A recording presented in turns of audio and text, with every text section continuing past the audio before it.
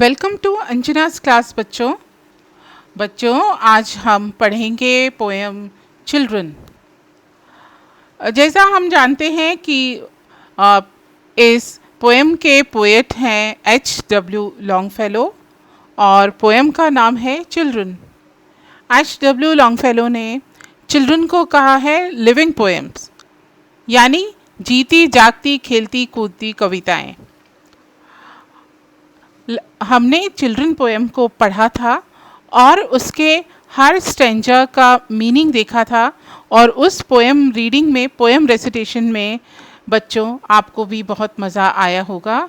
आज एक बार फिर से उस पोएम को रिसाइट करते हैं और उसके बाद उसकी एक्टिविटीज़ पर हम ध्यान देंगे। तो बच्चों चलिए हम पोएम को रिसाइट करते हैं। आप लोग मेरे साथ पोएम को रिसाइट करेंगे। आप अपनी बुक में पोएम को खोल लीजिए और मेरे साथ बोलिए। Come to me O children, for I hear you at your play and the questions that perplex me have vanished quite away. Ye open the eastern windows that look towards the sun, where thoughts are singing swallows and the brooks of morning sun. In your hearts, the bird and the sunshine, in your thoughts, the brooklets flow, but in the mind is the wind of autumn and the fall of snow. Come to me, O children, and whisper in my ear what the birds and the winds are singing in your sunny atmosphere. For what are all contrivings and wisdom of our books when compared with your caresses and the gladness of your looks, ye are better than all ballads that ever were sung or said. For ye are living poems and all the rest are dead. Students, ये हमने poem को read किया और बार बार जब हम poem को read करते हैं और तो उसके वर्ड्स को हम समझने लगते हैं और उसके साथ हमको पोएम का मीनिंग भी पता चल जाता है कि इस पोएम में कवि क्या कहना चाहता है। बच्चों, आज हम इस पोएम पे बेस्ड कुछ एक्टिविटीज़ करेंगे। सबसे पहले देखते हैं मैच द कॉलम एक्टिविटी। इस स्लाइड पे आप देख रहे होंगे कि लेफ़्ट साइड में कुछ वर्ड्स दिए गए हैं और राइट हैंड साइड पे उन वर्ड्स के मीनिंग दिए गए हैं, लेकिन मीनिंग्स ये जम्बल्ड हैं। तो हमको सबसे पहले इन वर्ड्स को पढ़ना है और फिर उसके बाद उसके मीनिंग से उसे मैच करना है। मेरे लेफ़्ट साइड में वर्ड है away. First word is away. Second word is sunny. Third word is glad. Fourth one is quiet. और नंबर 5 वर्ड है और 5th वर्ड है wisdom. और हम ये देखेंगे कि इसके राइट हैंड साइड पे इनके मीनिंग दिए गए हैं। हैप्पी, हैप्पी यानी खुश। The ability to make sensible decisions, सही निर्णय लेने की क्षमता। सी है टू अ डिफरेंट प्लेस, दूसरे स्थान पर। डी है with a lot of bright light और लास्ट है कम्प्लीटली। बच्चों, अब हम इस मीनिंग को वर्ड के साथ मीनिंग को हम मैच करेंगे। आप अपनी कॉपी में पेयर बनाइए और हम देखते हैं कि हम कहाँ तक इन वर्ड्स को हम समझ पाएंगे। देखते हैं हम इनका आंसर। आपके सामने स्क्रीन पे आपको दिख रहा होगा कि अब हमने पेयर बना लिया है वर्ड के साथ उसके मीनिंग का। तो फर्स्ट वर्ड था हमारा अवे। अवे मीन्स दूर जाना, इसको मैच किया हमने to a different place. Second word है Sunny.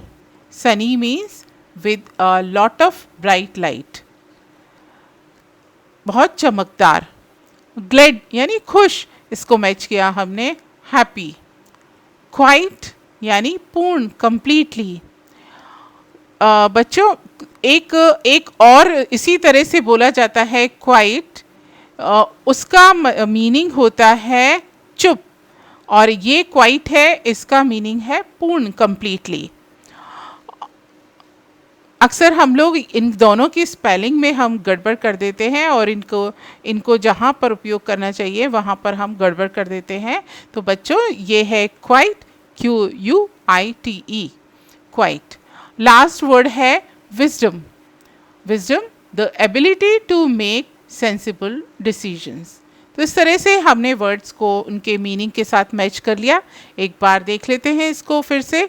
Away means to a different place, sunny means with a lot of bright light, glad, happy, quiet, completely, wisdom, the ability to make sensible decisions.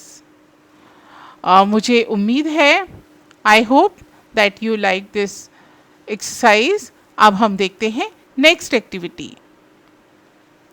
Next activity आपको screen पे दिख रही होगी कि हमको सबसे पहले क्या करना है। हमको इस पोएम को कंप्लीट करना है। ये एक इसी पोएम का ये स्टैंजा है, उसमें कुछ वर्ड्स मिसिंग है, तो उसको हमको फिल करना है जिससे कि ये एक मीनिंगफुल स्टैंजा बन जाए। बच्चों हमने बार बार इस पोएम को पढ़ा है तो आप भी फेमिलियर हो गए होंगे इस पोएम के सभी स्टैंजर से। तो हम पढ़ते हैं कम टू मी, इसके बाद ब्लैंक स्पेस है। देखिए इसमें क्या आएगा। इसमें 5 ऑप्शन दिए गए हैं। O ye children, atmosphere, and the wind are, in your, and whisper. फिर से एक बार देख लेते हैं। कम टू मी, कम टू मी, ओए चिल्ड्रन, तो इसके ब्लैंक स्पेस में क्या आएगा? ओए चिल्ड्रन। अब सेकंड आप बताइएगा। And, and what? And in my year, तो जो ब्लैंक स्पेस है नंबर 2 वहाँ पर आपको सोचकर भरना है। नेक्स्ट लाइन है what the birds, blank space, singing. और लास्ट लाइन है, शुरू में ब्लैंक स्पेस है, देन सनी, और उसके बाद फिर से ब्लैंक स्पेस है। चलिए हम इसको भरते हैं, इसको फिल करते हैं। ये कैसे होगा? कम टू मी, ओए children, and whisper in my year what the birds and the wind are singing in your sunny atmosphere। तो ये हमारा इस तरह से हमारा एक ये मीनिंगफुल स्टैंजा बन गया कि हमने जो यहाँ पर वर्ड्स दिए गए थे उनको हमने स्टैंजा में फिल किया है। तो बच्चों ये इस तरह से ये स्टैंजा बना। कम टू मी, ओए children, and whisper in my ear what the birds and the winds are singing in sunny atmosphere। तो बच्चों इस तरह से हमने इस स्टैंजा को पूरा करना सीखा, और ये हमारी प्रैक्टिस में तब आता है जब हम बार बार इन्हीं स्टैंजास को पढ़ते हैं, पोएम को पढ़ते हैं, तो हमें ये सभी वर्ड्स जल्दी याद हो जाते हैं। इसके बाद हम एक और एक्टिविटी ले रहे हैं। जब हमने पोएम को बहुत ध्यान से पढ़ा तो हमें अब उसके बारे में अगर हम कुछ जानना चाहते हैं तो यहाँ पर कुछ क्वेश्चंस दिए गए हैं और उनको हम देखेंगे और उससे हम जानेंगे, उनके आंसर हम बनाएंगे और उससे हम जान पाएंगे कि हमें पोएम कितनी समझ में आई है। How much I have understood the poem, मैं इस कविता को कितना समझ पाया हूँ या पाई हूँ। इसको जानने के लिए we have to answer these following questions, और ये सब जानने के लिए हमको इन प्रश्नों के उत्तर देना पड़ेंगे। तो पहला क्वेश्चन है where do the windows open, where do the windows open.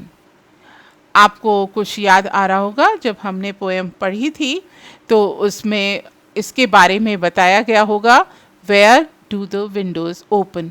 बच्चों किसी भी क्वेश्चन का आंसर देने से पहले हम अगर क्वेश्चन के स्ट्रक्चर को समझ जाएं तो हम आसानी से आंसर दे सकते हैं। अब देखिए ये जो क्वेश्चन है इसका जो स्ट्रक्चर देखते हैं तो इसके क्वेश्चन को कैसे बनाया गया है। सबसे पहले क्वेश्चन वर्ड है वेयर। वेयर मीन्स कहाँ, तो कहाँ मतलब हमको प्लेस बताना है, जगह बतानी है। और इसके बाद में है हेल्पिंग वर्ब। डू क्या है, हेल्पिंग वर्ब है। द विंडोज़ ये सब्जेक्ट है और ओपन मेन वर्ब है। यानी यहाँ पर जो क्वेश्चन वर्ड है वेयर, तो बच्चों जब भी आप पढ़ते हैं तो और किसी क्वेश्चन का आंसर करना हो तो सबसे पहले आप क्वेश्चन वर्ड को देखिए और क्वेश्चन वर्ड से हमें क्लू मिल जाता है कि हमें आंसर किस तरह से लिखना है। अब वेयर इसमें वर्ड है तो इसमें हमें प्लेस बताना है, तो इसका आंसर है the windows open towards eastern side. यानी हमने वेयर को किससे रिप्लेस किया है, टूवर्ड्स ईस्टर्न साइड। इसी तरह से ये नेक्स्ट क्वेश्चन है what lies in the hearts of children. What lies in the hearts of the children, आप अपनी बुक में देखिए जल्दी से। What lies in the hearts of children, तो इसमें देखेंगे आप कि इसका क्वेश्चन वर्ड है व्हाट और इसका स्ट्रक्चर ऐसे है कि क्वेश्चन वर्ड और प्लस वर्ब है इसमें लाइज और इसके बाद है कॉम्प्लीमेंट। तो इसमें हमको व्हाट मतलब क्या, लाइज यानी रहता है in the hearts of the children, बच्चों के हृदय में। पोएम में हमने सीखा था एक कॉइन वर्ड हमने सीखा था बर्ड एंड सनशाइन, तो हम व्हाट की जगह लिखेंगे bird and sunshine lies in the hearts of children. Birds and sunshine lies in the hearts of children. तो बच्चों इस तरह से हमने देखा कि क्वेश्चंस के आंसर को ढूंढने के लिए ज़रूरी है कि हम क्वेश्चन वर्ड को समझ लें, क्वेश्चन वर्ड का मीनिंग देख लें, तो उससे हमें उसके आंसर को फ्रेम करने में आसानी हो जाती है। और क्वेश्चंस देखते हैं। एक और क्वेश्चन है, ये भी शॉर्ट क्वेश्चन है तो उसको हम पढ़ते हैं। What happens when the poet looks at the children playing? What happens when the poet look at the children playing? What यानी क्या, happens यानी होता है, when यानी कब, the poet look जब कवि देखता है, at the children playing बच्चों को खेलते हुए। जब कवि बच्चे को खेलते हुए देखता है तो क्या होता है। क्वेश्चन बना है what से, तो हम इसका आंसर when से शुरू करेंगे। तो हम इस क्वेश्चन में से ही इस when से हम इस क्वेश्चन को कट करेंगे और इसको लिखेंगे when the poet looks। अब देखिए हमने लुक के साथ में हमने पहले लुक था और इसके बाद हमने इसको सिंगुलर वर्ब बना लिया लुक्स, क्योंकि क्वेश्चन में हैपन के साथ में एस लगाकर उसको सिंगुलर वर्ब बनाया था। तो यहाँ पर हमने लुक वर्ब के साथ में एस लगा के इसको सिंगुलर वर्ब बनाया। When the poet looks at the children playing, क्या होता था जब वो बच्चों को खेलते हुए देखता था, all the problems vanish away, उसकी सारी समस्याएं खत्म हो जाती थी। तो इस तरह से हमने इस क्वेश्चन का आंसर ढूंढा। नेक्स्ट क्वेश्चन लेते हैं। What does the poet compare with the caresses of the children and their looks. ये क्वेश्चन फिर से व्हाट से बना है। डज यानी ये भी इसको डज को भी हम आंसर जब करेंगे तो ये क्वेश्चन को हम कहाँ से उठाएंगे। The poet compare with the caresses of the children and their looks, तो हम ऐसे लिखेंगे the poet compare और ये क्योंकि इसमें helping verb does था क्वेश्चन में, तो हम compare में help इसको सिंगुलर बनाने के लिए s या es लगाएंगे, यहाँ पर s लगाएंगे। The poet compares wisdom of books with the caresses of the children and the ballads with their looks। तो बच्चों इस तरह से हमने ये जो शॉर्ट आंसर क्वेश्चन थे उनको हमने बनाना सीखा। अब हम इस क्वेश्चंस को भी समझा कि किस तरह से बने हुए हैं और उनके आंसर को भी हमने लिखना सीखा। अब बच्चों हम सीखते हैं कि जो 2 और 3 लाइन के आंसर वाले क्वेश्चंस होते हैं उसको हमें किस तरह से फ्रेम करना है। ये आपको स्क्रीन पर सामने एक क्वेश्चन दिख रहा है। ये लॉन्ग आंसर क्वेश्चन है बच्चों। लॉन्ग आंसर क्वेश्चन कोई 1 पेज वाले आंसर्स नहीं होते हैं। इंग्लिश में ये 2 और 3 लाइंस में होते हैं और काफ़ी आसान होते हैं। तो ये क्वेश्चन हम देखते हैं। When do the problems of the poet end why. But when यानी कब। अब फिर इसमें हमको क्या बताना है, समय बताना है। Do the problems of the poet and, कवि की समस्याएं खत्म हो जाती हैं, एंड वाई और क्यों। तो आपने देखा होगा फर्स्ट पोएम में फर्स्ट स्टेंजा में कि कवि की समस्याएं कब खत्म हो जाती हैं, जब वो बच्चों को खेलते हुए सुनता है।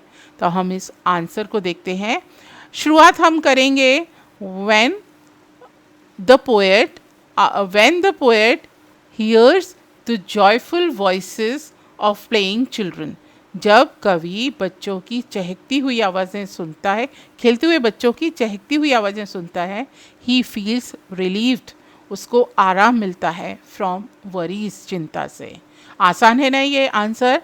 इसमें एक और लाइन हम इसको ऐड करेंगे। Children spread joy and happiness. क्यों वो खुश होता है, चिंता मुक्त क्यों हो जाता है? बिकॉज चिल्ड्रन, क्योंकि आखिर में क्वेश्चन पूछा गया है वाई। तो वाई जब होता है तो उसका आंसर किससे होता है शुरू? बिकॉज से। तो because children spread joy and happiness, क्योंकि बच्चे खुशी और आनंद फैलाते हैं। Their thoughts are like singing swallows, और उनके विचार गीत गाते हुए पक्षी, अबाबिल पक्षी की तरह है। तो बच्चों हमने इस एक्टिविटी में सीखा कि लॉन्ग आंसर कैसे लिखते हैं और उसमें क्वेश्चन वर्ड को कैसे सीखा जाता है। एक और क्वेश्चन हम लेते हैं, ये भी लॉन्ग आंसर क्वेश्चन है। वाई डू द पोएट से। वाई यानी क्यों। अब आप जान गए होंगे जो क्वेश्चन क्यों से होता है उसके आंसर में बिकॉज आता है। Why do the poet say that the children are better than all the ballads. कवि यह क्यों कहता है कि बच्चे सभी नृत्य नाटिकाओं से बेहतर हैं। वाई यानी क्यों, हमको कारण बताना है। तो हमने सीखा है ना कि वो क्यों बेहतर है। Because they are living poems, क्योंकि वो तो जीती जागती कविता है। अब इसको हम आंसर में कैसे लिखेंगे? तो इसका आंसर होगा द पोएट सेज। अब इसमें क्वेश्चन था ना वाई डज द पोएट से। अब वाई और डस को हमने हटा दिया तो अब आंसर कैसे शुरू होगा? Why the poet says. से में हमने एस को जोड़ के इसको सिंगुलर बनाया है। The poet says that, third person singular है। The poet says that the children are better than all the ballads. Because इसलिए लगाया है क्योंकि ये क्वेश्चन किससे बनाया है? वाई से। Because children spread joy and they are living poems, क्योंकि बच्चे क्या होते हैं? आनंद फैलाते हैं। They are living poem. तो बच्चों इस तरह से हमने ये शॉर्ट आंसर क्वेश्चन भी बनाना सीखा, फ्रेम करना सीखा, और लॉन्ग आंसर में से 2 और 3 लाइन वाले आंसर वाले क्वेश्चंस को भी हमने बनाना सीखा। तो ये आपको क्वेश्चन को फ्रेम करना सीख लीजिए, और क्वेश्चन को समझना ज़्यादा ज़रूरी है आंसर को रटने से। तो जब आप क्वेश्चन को समझ जाएंगे आप आसानी से आंसर को आप फ्रेम कर पाएंगे। ये आपके सामने स्क्रीन पर एक और एक्टिविटी है, और इस एक्टिविटी में हमको क्या करना है ये हम पढ़ते हैं। Read out the lines that have rhyming words. Rhyming words आप बच्चों शुरू से ही पढ़ते आ रहे हैं। राइमिंग वर्ड्स क्या होते हैं? जब हम घर में रामचरितमानस का पाठ करते हैं तो आपने देखा होगा उन चौपाइयों में किस तरह से बोला जाता है। जैसे रघुकुल रीत सदा चल आई, प्राण जाए पर वचन न जाए। आई जाई यानी ये राइम होता है, लय होती है। तो इसी तरह हमें इस पोएम में भी जो राइमिंग वर्ड्स हैं उनको हमें मैच करना है। इसका एक और एग्जाम्पल इंग्लिश में देखते हैं। For I here You at your play have vanished quite away. Play away. Play away. तो play और away ये राइमिंग वर्ड्स हैं. अब हम देखते हैं. Now read loudly and underline rhyming words. अब आपको जिस तरह से मैंने ज़ोर से ये वर्ड्स पढ़े राइमिंग वर्ड्स, ऐसे ही आपको पढ़ना है और उनको पेयर करना है. पहला वर्ड है विंडोज़. पहला वर्ड क्या है? विंडोज़. दूसरा फ्लो. आप मेरे साथ बोलते हुए चलिए. Flow. Year. Swallows. Snow. Atmosphere. Books. Said. Looks. Dead. एक बार फिर से. Windows, flow, year, swallows, snow, atmosphere, books, said, looks, dead. तो बच्चों आपने ये जो वर्ड्स देखे, अब हम इनको पेयर करेंगे राइमिंग वर्ड में. लाइक पहला वर्ड है विंडोज़. विंडोज़ को पेयर हम किससे करेंगे? स्वेलोज. ठीक है. Flow. Flow, snow. Flow, snow. Said. Dead. Said, dead. Looks, books. Looks, books. और लास्ट है ईयर. ईयर. एटमॉस्फियर. एटमॉस्फियर. तो ये इस तरह से हमने इनको राइमिंग वर्ड्स को हमने पेयर किया. और ये काफ़ी आसान एक्टिविटी थी. आप कोई भी पोएम को लेकर आप अपने साथियों के साथ में या घर पे अपने भाई बहनों के साथ में ये एक्टिविटी कर सकते हैं. आपको इसमें बड़ा मज़ा आएगा. अब हम एक और एक्टिविटी लेते हैं. ये एग्ज़ाम में भी आता है. सेक्शन डी पेपर में, सेक्शन डी में इस तरह का क्वेश्चन आता है कि आपको किसी भी पोएम की एक स्टैंजा दे दिया जाता है, कुछ लाइंस दे दी जाती है और फिर आपको उसमें से आंसर ढूंढने होते हैं. तो ये एक स्टैंजा है, मैं पढ़ती हूँ.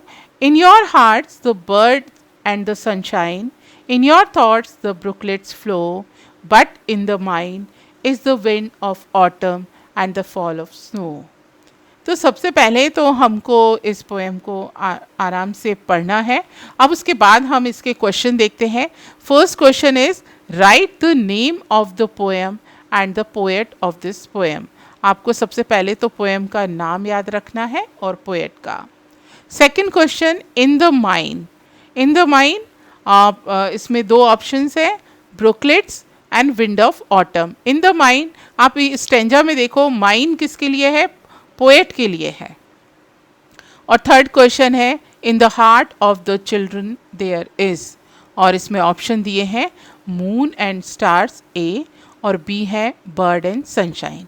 अब देखते हैं जल्दी से कि आप बच्चों ने कितनी अच्छे से इस पोएम को समझा है, और फटाफट हम अपने आंसर्स मैच करते हैं. जब हमने ये स्टैंजा पढ़ा तो पहला क्वेश्चन था कि what is the name of the poem and the name of the poet.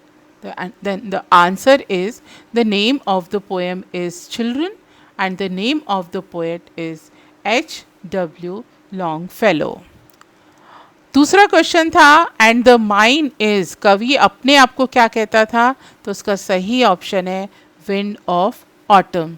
कवि के हृदय में क्या है? Wind of autumn. और थर्ड क्वेश्चन था कि what lies in the heart of children. तो आंसर है the bird and sunshine. The bird and sunshine. तो इस तरह से बच्चों हमने ये एक एक्टिविटी की जो पोएम की 4 लाइंस होती हैं और उस पर बेस्ड जो क्वेश्चंस होते हैं ये अक्सर पूछे जाते हैं. इसके लिए ज़रूरी है कि हम पोएम को अच्छे से पढ़ें, वोकैबुलरी को देखें, पोएम का नाम याद रखें और पोएट का नाम याद रखें. इसके बाद एक इंटरेस्टिंग एक्टिविटी है वो हम करेंगे कि अक्सर इसमें ये कुछ क्वेश्चंस आपसे पूछे गए हैं.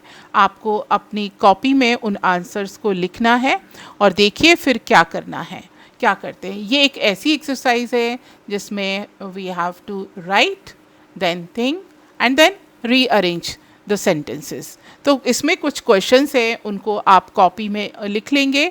जैसे पहला क्वेश्चन है, have you ever been to any hill station?